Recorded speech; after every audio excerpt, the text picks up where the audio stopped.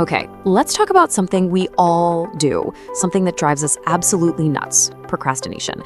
We've all been there, right? You've got a huge deadline, you can feel the dread creeping in, and suddenly you're doing literally anything else. So in this explainer, we're gonna dig into why our brains pull this little trick on us and what science says we can actually do about it. So picture this. It's 5 o'clock, the workday is supposed to be winding down, but for you, the panic is just starting to ramp up. Oh yeah, you know the one I'm talking about. That big report. It's been hanging over your head like a rain cloud for days, maybe even weeks. The deadline is tomorrow. The pressure is on. Right, this is it. You take a deep breath, you sit down, you've got your drink of choice, you are ready to finally knuckle down and get this thing done. And nope, just like that, you're scrolling through social media. Or maybe you decide now is the perfect time to clean the kitchen. Suddenly, anything and everything feels more urgent than that report. Sound familiar? I thought so. It's this maddening cycle, isn't it? You avoid the thing, which then leads to guilt, which leads to more stress. So what on earth is going on here? That is the big question we are going to tackle today. Okay, first things first, we gotta be super clear about what we're talking about. Let's define our terms, because procrastination is so much more than just bad time management. So here's the textbook definition. It's avoiding a task you meant to do for no good reason, even though you know it's gonna come back to bite you. It's that last part that's key. You know it's gonna have negative consequences. It's kind of like an illogical act of self-sabotage.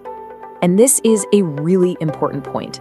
Deciding to do a more urgent task before a less urgent one, that's not procrastination. That's just being smart. That's prioritizing. Procrastination is different. It's when you actively run away from an important task and do something useless instead. Okay, so let's get into the why. How does this actually work inside our heads? Because, and this is crucial, it's not a character flaw. It's a biological reaction. Think of it like your brain slamming a big red panic button.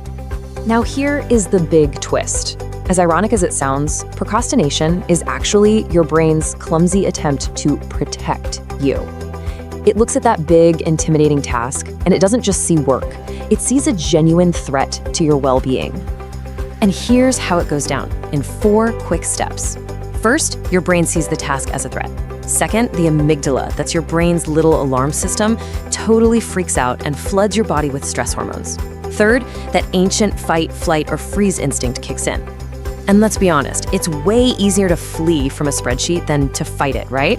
So fourth, you avoid the task, and you get this little rush of relief, which teaches your brain to do the exact same thing next time. So what kind of tasks set off this alarm? Well, it's not always about how hard they are. It's about how they make you feel. Anything that sparks dread or makes you feel insecure, stressed out, or like you're not good enough, that's the stuff your brain wants to run from. It's an emotional reaction, not a logical one. Which brings us to the biggest, most damaging myth about this whole thing.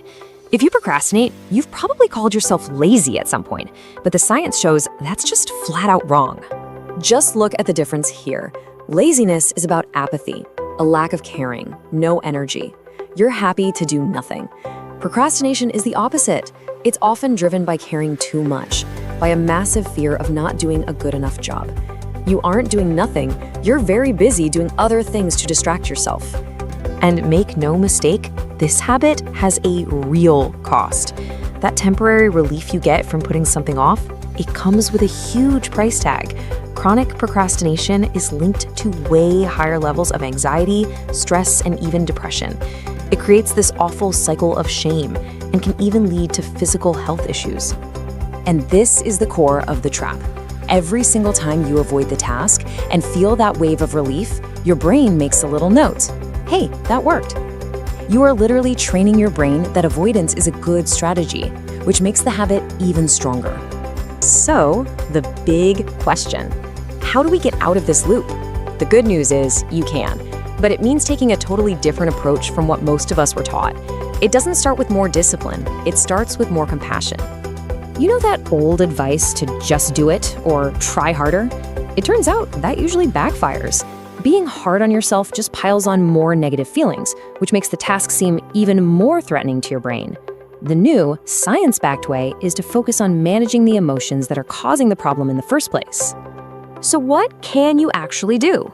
Well, you can take that scary report and break it into tiny, non-threatening steps.